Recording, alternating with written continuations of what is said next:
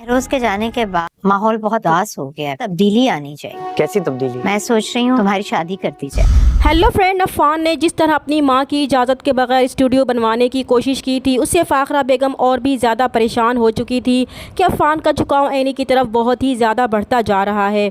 अगर उन्होंने अफान को एनी से दूर ना किया तो बहुत जल्द वो एनी से शादी भी कर लेगा और इस वक्त के आने से पहले ही फ़ाखरा बेगम एक नई चाल चलेंगी। वो समझ चुकी थी कि अगर उन्होंने अफान की मुखालफत इसी तरह जारी रखी और एनी से भी बुरा रवैया अख्तियार किया तो अफान एनी की वजह से उनके हाथ से निकल जाएगा। इसलिए वो अब अफान की हाँ में हाँ मिलाने की कोशिश करेंगी और उसे ये दिखाने की कोशिश करेंगी कि उन्हें महरोज़ की हर ख्वाहिश का एहतराम है और एनी महरोज़ की बेवा होने के नाते उनकी भी जिम्मेदारी है। इसलिए वो भी यही चाहती हैं कि जो जो ख्वाहिशात महरोज़ की एनी के लिए थी वो इसे पूरा करें। और इसका सबूत दिखाने के लिए उन्होंने स्टूडियो जलाने वाले के ख़िलाफ़ सख्त एक्शन लेने का फ़ैसला किया था और अफान से भी कहा था कि वो परेशान ना हो। अगर वो इन्हें बता देता कि वो एनी के लिए स्टूडियो बनवा रहा है तो वो और भी अच्छे तरीके से स्टूडियो बनवाती। इसीलिए अब उन्होंने स्टूडियो को दोबारा अच्छे तरीके से बनवाने का फ़ैसला कर लिया है। और ये सुनकर तो अफान और भी ज़्यादा खुश हुआ था कि चलो मम्मी को एनी का एहसास तो हुआ।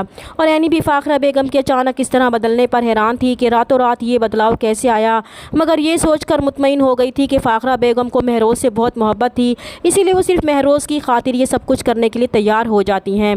इधर दुर्दाना बेगम को एनी के लिए स्टूडियो बनवाते देखकर फ़ाखरा बेगम पर शक होने लगा था कि कहीं इनका इरादा बदल तो नहीं गया था।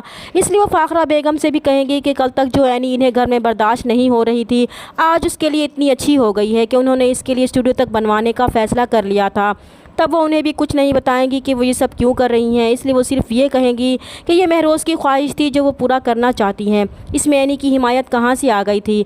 इधर एनी अपने कॉलेज की तरफ से आर्ट एग्जीबिशन के लिए कॉलेज ट्रिप के साथ जा रही थी और फ़ाखरा बेगम को बताकर घर में मज़ीद हंगामा खड़ा नहीं करना चाहती थी, क्योंकि वो जानती थी कि फ़ाखरा बेगम इसे उम्र की वजह से कभी भी जाने की इजाज़त नहीं देंगी। लेकिन वो अफान को ये ज़रूर बता देगी कि वो फ़ाखरा बेगम को यही बताएगी कि वो अम्मी के घर रहेगी, तो इसे भी उसका साथ देना होगा।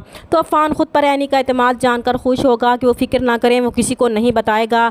तो एनी भी मुतमईन हो गई थी कि अगर कुछ भी हुआ तो अफान संभाल लेगा। इधर फ़ाखरा बेगम जिन्होंने अफान को फिर से अपनी मुट्ठी में कर लिया था, वो अफान को बुलाकर इस स्टूडियो वाली बात पर परेशानी का इजहार करेंगी और फिर कहेंगी कि इस वाक़े के बाद इस घर में अजीब सी उदासी छा गई है। आए दिन इस घर में कोई ना कोई तमाशा लगा रहता है। महरोज़ के जाने के बाद इस घर में कोई खुशी नहीं आई, पूरे घर पर एक उदासी का माहौल छाया रहता है। इसीलिए वो इस घर का माहौल बदलने के लिए इसकी शादी करना चाहती हैं। और खिलाफ तवक्को बात सुनकर अफान चौंक जाएगा और जवाब देगा कि इसने भी शादी के बारे में नहीं सोचा। तो फ़ाखरा बेगम कहेंगी कि उन्होंने फ़ैसला कर लिया है कि वो इसकी शादी आइमा से करेंगी। तो अफान आइमा का नाम सुनते ही साफ साफ कह देगा कि अगर उन्होंने इसकी शादी करनी भी है तो आइमा से तो कभी भी वो शादी नहीं करेगा। तो फ़ाखरा बेगम भी कहेंगी कि अगर इसकी ये ज़िद है कि वो आइमा से शादी नहीं करेगा तो वो उससे बेहतर लड़की उनके सामने लाए। तो अफान भी कहेगा कि वो इनसे वादा करता है कि वो एक ऐसी लड़की से शादी करेगा जो आइमा से लाख दर्जे बेहतर होगी। अफान तो ये कहकर चला जाएगा, मगर फ़ाखरा बेगम की परेशानी में इजाफा कर जाएगा और वो सोच लेंगी कि उन्हें किसी भी सूरत में अफान को राज़ी करना होगा, वरना ये एनी के चुंगल में मज़ीद फंसता जाएगा। अगर इसने एनी से शादी करने की ज़िद पकड़ ली तो वो भी कुछ नहीं कर पाएंगी। चैनल पर नए हैं तो प्लीज़ चैनल को सब्सक्राइब कर दें। मिलते हैं नेक्स्ट वीडियो में, तब तक के लिए अल्लाह हाफिज़।